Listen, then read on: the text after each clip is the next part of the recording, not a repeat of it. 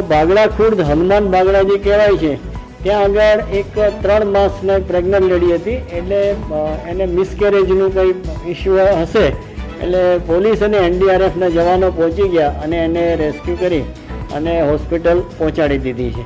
આમ જોતા હશો કે ગઈકાલે 5 વાગ્યાથી મળસ્કેથી પાણી પડવાનું ચાલુ થઈ ગયું અને ધીરે ધીરે કરીને લોકોના ઘરોમાં ગઈકાલે 3 વખત પાણી આવ્યું અને 3 વખત ઉતરી ગયું. હમણાં પણ હાલ પાણી ગઈકાલે રાત્રેથી પાછું પાણી આવવાનું શરૂ થઈ ગયું છે અને પાણી વધતા છે, એટલે નથી આ લોકો સામાન ઉતારી શકતા કે નથી ખાવાનું બનાવી શકતા.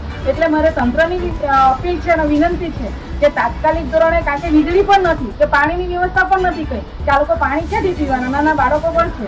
એટલે કહેવાનો મતલબ એવો છે કે વીજળીની પણ વ્યવસ્થા નથી અને તાત્કાલિક ધોરણે સરકાર આ હનુમાન બાગડા ગામના તમામ જે બી કંઈ ડુબાણમાં ગયેલા છે એ લોકોના માટે જમવાની અને પાણીની પહેલામાં વહેલી વ્યવસ્થા કરે. અમારી તમામ માહિતીથી અપડેટ રહેવા માટે જોડાયેલા રહો S9 ન્યૂઝ સાથે.